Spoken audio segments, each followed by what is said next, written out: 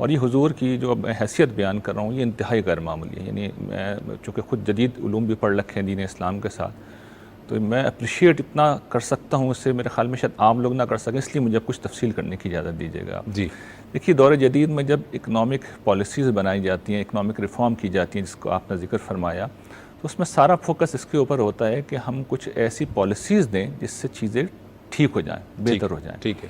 یہ عام طور پہ تصور ہے.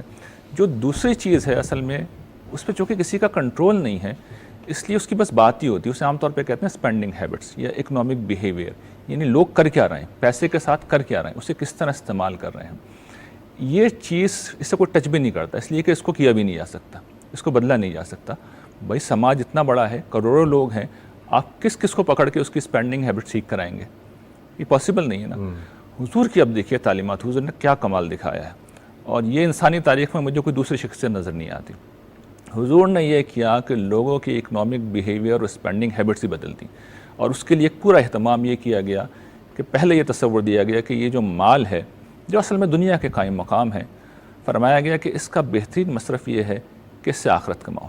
یعنی دنیا بڑھتو ضرور بڑھتو، لیکن اصل میں اس کے ذریعے سے جنت میں جانے، بلندی درجات کے بڑے مواقع. پھر دوسرا یہ کانسیپٹ دیا گیا کہ جس سے تم کہتے ہو نا میرا مال میرا مال، یہ اللہ کی عطا ہے، مما رزقناہم ينفقون، یہ ہماری تربیت کی اور مال کی محبت کو نکالا دل میں سے نکال اور پھر خرچ کرنے کے لیے دیکھیے دو چیزیں ہوتی ہیں نا. ایک ہوتی ہے نیگیٹو اسپینڈنگ، جہاں پر صرف خرابی ہوتی ہے. آپ شراب میں خرچ کریں، جوئے میں خرچ کریں، آپ جو ہے عورتوں کے اوپر خرچ کریں، ناجائز طریقے سے جو فحاشی ہوتی ہے اس میں خرچ کریں، آپ اسراف کریں، آپ بخل کریں، آپ فضول خرچی کریں، آپ دکھاوا کریں. ان ساری اسپینڈنگ ہیبٹ کا نتیجہ نکلتا ہے کہ معاشرے میں بگاڑ بڑھتا ہے، خرابی پیدا ہوتی ہے، اور جو غریب اور کمزور طبقات ہیں ان تک یہ پیسے نہیں پہنچتے. اس طرح کی ساری اسپینڈنگ سے نہیں پہنچتے، بلکہ نتیجہ نکلتا ہے کہ کنسنٹریشن آف ویلتھ ہوتی ہے کچھ خاص طبقات کے اندر، اور پھر اس کے نتیجے میں بدترین ظلم وجود میں آتا ہے. سارا فوکس کس طرف کر دیا گیا کہ اپنے مال کو کہاں خرچ کرو؟ غریبوں پر، یتیموں پر، مسکینوں پر، بیواؤں پر، رشتہ داروں پر، اپنے گھر والوں پہ کرو، اپنے اوپر کرو، مسافر پہ کرو، اگر تمہارے گھر میں کوئی مہمان آتا ہے اس پہ کرو، کوئی آ کے سوال کرتا ہے اس کے اوپر کرو، کوئی مصیبت میں اس کے اوپر کرو، کسی کے اوپر تاوان عائد ہو گیا، چٹی پڑ گئی اس کے اوپر کرو، غلاموں کو آزاد کراؤ. یعنی اپنا مال خرچ کرو. اس کی پھر جو فضیلت بیان کی گئی ہے کہ 700 گنا تک اس کا اجر بیان کیا گیا ہے. آج کے حساب سے اگر آپ دیکھیے 100 روپے اگر خرچ کرتے ہیں تو 70,000، اگر آپ اس کو کیلکولیٹ کریں 70,000 روپے اس کا ریوارڈ ہے صرف 100 روپے کا. آج کوئی بھی حیثیت نہیں رکھتے. صحیح. تو یہ لوگوں کا ذہن بنایا گیا. تو ایک طرف تو زکوٰۃ کی شکل میں فریضہ عائد کیا گیا کہ جو تمہاری پروڈکشن ہے اس کے اوپر عشر دو، اور جو تمہاری سیونگ ہے اس کے اوپر تم سالانہ زکوٰۃ دو.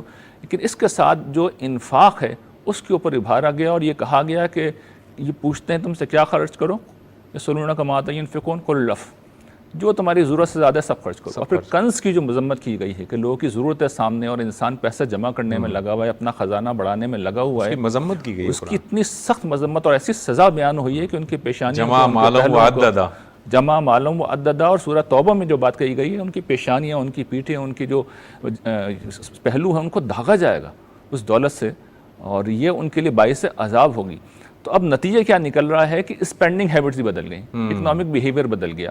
اب لوگ مال کو امانت سمجھتے ہیں، جہاں ضرورت کا موقع ہے اسے خرچ کرنے کے لیے تیار رہتے ہیں. اس کا نتیجہ یہ نکلتا ہے کہ دیکھیے کسی بھی اکنامک ریفارم کا یا معاشی سسٹم کا بنیادی مسئلہ یہ ہوتا ہے یا اس کا ہدف یہ ہوتا ہے کہ معاشرے کے جو پست طبقات ہیں، پست سے مراد کمزور طبقات ہیں، غریب طبقات ہیں، وہ محروم نہ رہ جائیں. وہی محروم رہتے ہیں. کچھ لوگ ہوتے ہیں دیکھیں وہ بہت دولت کما سکتے ہیں، ہر طرح کے حالات میں کما سکتے ہیں، اور یہ بھی پاسبل نہیں ہے کہ آپ دولت سب سے لے کر ایکولی بانٹ دیں. کسی مفکر نے کہا تھا اگر آپ یہ صبح کریں گے نا تو شام تک دولت واپس جو ہے کچھ خاص ہاتھوں میں پہنچ جائے گی. پیسے کی یہ تاثیر ہے. کچھ خاص لوگوں کو ملکہ دے رکھا ہوتا ہے اللہ تعالیٰ نے کہ وہ مٹی میں بھی ہاتھ ڈالتے ہیں تو سونا بنتا ہے، اور دولت ان کے پاس ہمیشہ کنسنٹریٹ کرتی ہے. چنانچہ دولت کی کنسنٹریشن کو نہیں روکا اس طریقے سے، بلکہ ان کو آمادہ کیا کہ وہ خوش دلی کے ساتھ اپنے پیسے کو خرچ کریں اور صحیح جگہ خرچ کریں. بالکل. یہ تو بیہیویئر تھا جس کو بدلا. اس کے بعد کچھ حضور نے پالیسیز بھی دیں جسے ہم اسلام کا قانون معیشت بھی کہہ سکتے ہیں، اور وہ پالیسیز بالکل سادہ ہیں. پہلا اس کا مقصد یہ ہے کہ کنسنٹریشن آف ویلتھ نہ ہو. چنانچہ ہم دیکھتے ہیں وراثت کا قانون اسی اصول کے اوپر دیا گیا ہے. زکوٰۃ کا قانون جس کا بھی میں نے ذکر کیا وہ اسی اصول کے اوپر دیا گیا ہے کہ دولت جس کے پاس ہے وہ تقسیم ہو جائے. اچھا، پھر دوسرا یہ کیا گیا کہ ایک ہدف یہ ہوتا ہے کہ معاشرے کو خوشحال بھی بنایا جائے. چنانچہ اس زکوٰۃ کو اللہ تعالیٰ نے ایک عبادت بنا دیا. زکوٰۃ دینا یعنی خرچ کرنا عبادت ہے، اور اسے حکومت کا حق قرار دے دیا، بیت المال کا ایک تصور دے دیا، اور حکومت کو پابند کیا کہ اس کے علاوہ نہیں لینا تم لوگوں کی مرضی کے بغیر. اس کے نتیجے میں جب ٹیکسیشن اس طرح نہیں رہی ہے، جبرانہ قسم کی جب ہوتی ہے، تو اب آپ دیکھیے جب ٹیکسیشن کم ہوتی ہے اور سب لوگ عبادت سمجھ کے دے رہے ہیں تو پھر میکسیمم جا بھی رہی ہے، اس کے نتیجہ لازماً اکنامک گروتھ ہوتا ہے، انفلیشن کم ہوتی ہے، نتیجتاً غربت کم ہوتی ہے. تو ایک دو پالیسیز یہ تھیں، زکوٰۃ اور وراثت. پھر اس کے بعد جو غریبوں کے لیے خصوصی انتظام یہ کیا گیا کہ وہ اموال جو نجی ملکیت ہو ہی نہیں سکتے، جیسے پہاڑ ہیں، جیسے دریا ہیں، جیسے آپ کے معدنیات، انرجی ریسورسز ہیں، وہ حکومت کا حق ہے. اور وہ حکومت پھر ان جگہوں کے اوپر خاص طور پر جو ضرورت مند لوگ ہیں ان کی مدد کے اوپر خرچ کرے گی. اور قرآن مجید میں آپ کہیں دیکھیے وہ جو حضور کے اپنے مال وقف کیے گئے ہیں، اس میں حضور کے ساتھ کس کا ذکر کیا؟ آپ سوچ سکتے ہیں. حضور کے رشتہ دار تو خیر حضور کی ذمہ داری تھے، یتیم، مسکین، کتنی عزت دی گئی. یعنی یہ بتا دیا گیا کہ حکمران کی ذمہ داری اصل میں یہ لوگ ہیں. تو پھر یہ تیسری چیز یہ دی گئی. اور پھر جو دو چیزیں اور ہیں جو کہ فساد کا باعث بنتی ہیں مالی لحاظ سے جب وہ معاشرے میں ہوں، ان میں سے ایک چیز ہے اکل اموال باطل، جس کا مفتی صاحب نے بھی ذکر کیا. بالکل ٹھیک ہے کہ بھئی باطل طریقے سے مال نہ کھاؤ. اس میں دو چیزوں میں شک تھا اس زمانے کے اندر، ایک سود اور دوسرا جوا. دونوں کو بتا دیا کہ ہر طرح کا شک ذہن سے نکال دو، یہ ناجائز، یہ حرام ہے. اور باقی چیزیں تو لوگوں کو پتہ تھیں کہ بھئی دھوکہ دہی نہیں کرنی، جھوٹ بول کے مال نہیں بیچنا. اس طرح کی چیزوں میں بھی حضور نے روایات میں بڑی اس کی تفصیلات آتی ہیں. اور پھر ایک اور چیز جو فساد کا سبب بنتی ہے کہ لین دین جب کرو کسی بھی قسم کا تو تحریر و شہادت ہونی چاہیے، لکھ بھی لیا کرو، گواہ بھی مقرر کر لو. تو یہ 5 نکاتی وہ حضور کی پالیسیز ہیں جو قرآن مجید میں حضور نے دی ہیں. اور دیکھا جائے تو یہ بہت انتہائی کمپریہنسو جامع ہیں. وہ جو 3 مقاصد ہیں کہ ریاست مجموعی طور پہ خوشحال ہو، کمزور طبقات کی ضروریات پوری ہوتے رہیں. دیکھیں کمزور ختم تو نہیں ہو سکتے، غریب ختم نہیں ہو سکتے، لیکن وہ محرومی کی جگہ پہ نہ آئے. اور پھر یہ ایک کنسنٹریشن آف ویلتھ نہ ہو، دلوں میں محبت پیدا ہو، دلوں میں نفرت پیدا.